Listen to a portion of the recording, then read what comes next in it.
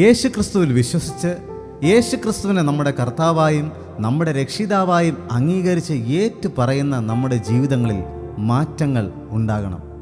കാരണം കർത്താവിനെ ഏറ്റു പറയുന്നവരുടെ ജീവിതങ്ങളിൽ കുറേ കാര്യങ്ങളിൽ മാറ്റങ്ങൾ ഉണ്ടാകുന്നു. എന്തെല്ലാം കാര്യങ്ങളിലാണ്?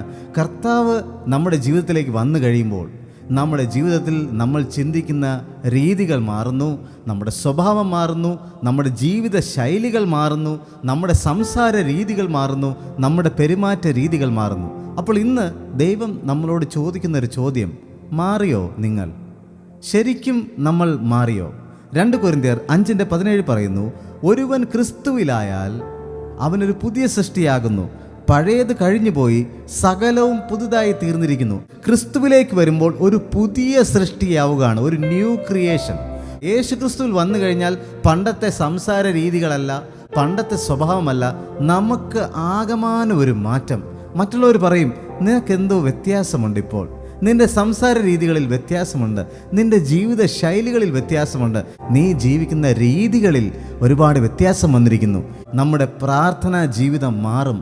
നമ്മൾ വചനം വായിക്കുന്ന രീതികൾ, വചനം ധ്യാനിക്കുന്ന രീതികൾ, ദൈവമായിട്ടിരിക്കുന്ന രീതികൾ മാറും. ക്രിസ്തുവിൽ ആവുക എന്ന് പറഞ്ഞാൽ, അതിൻ്റെ മറ്റൊരു തരത്തിൽ പറഞ്ഞാൽ, ക്രിസ്തു നമ്മുടെ ഉള്ളിലേക്ക് വരികയാണ്. ഉദാഹരണം പറഞ്ഞാൽ, ഒരു മനുഷ്യൻ ബാങ്കിൽ നിന്നും 10 ലക്ഷം രൂപ ലോൺ എടുത്തു. ലോണ് അവൻ അടയ്ക്കാൻ കഴിയാതെ ഒരുപാട് തുക കൂടി, അവസാനം ജപ്തി നോട്ടീസ് വന്നു, വീടും സ്ഥലവും എല്ലാം നഷ്ടമാകുമെന്നൊരു കണ്ടീഷനായപ്പോൾ ഏറ്റവും അടുത്ത ഒരു സുഹൃത്ത് വന്നു, ആ ലോണും അതിൻ്റെ കടങ്ങളും എല്ലാം അടച്ചു തീർത്തു. എന്നിട്ട് ആ സുഹൃത്ത് ആ ലോണെല്ലാം അടച്ചു തീർത്ത റെസിപ്റ്റുമായിട്ട് ഈ മനുഷ്യൻ്റെ വീട്ടിലേക്ക് വന്ന് അവിടെ ഒരുമിച്ചിരുന്ന് ആഹാരം കഴിച്ച് ഒരുമിച്ച് സന്തോഷിക്കുകയാണ്. ഇതാണ് ക്രിസ്തുവിലേക്ക് വരുമ്പോഴുള്ള ഒരു വ്യത്യാസം.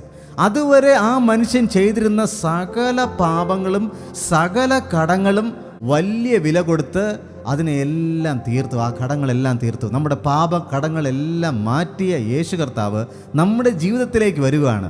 അപ്പോൾ നമ്മളൊരു പുതിയ സൃഷ്ടിയാവുകയാണ്.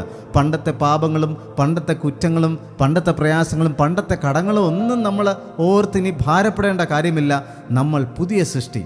അപ്പോൾ ക്രിസ്തുവിലാകുമ്പോൾ നമ്മൾ മാറിയേ തീരുകയുള്ളൂ. പ്രിയമുള്ളവരെ, ചിന്തിക്കുക, നമ്മൾ മാറിയിട്ടില്ലെങ്കിൽ ഇനിയും നമുക്ക് മാറ്റാം. നമ്മുടെ സംസാര രീതികൾ, നമ്മുടെ ജീവിത രീതികൾ, നമ്മുടെ സ്വഭാവങ്ങൾ നമ്മുടെ പൂർണ്ണമായിട്ട് മാറ്റുവാൻ ദൈവത്തോട് നമുക്ക് പ്രാർത്ഥിക്കാം. ദൈവമേ, എന്നെ പൂർണ്ണമായിട്ട് മാറ്റണമേ. അതിനുവേണ്ടി നമുക്കും ഒരു സ്റ്റെപ്പ് എടുക്കാം.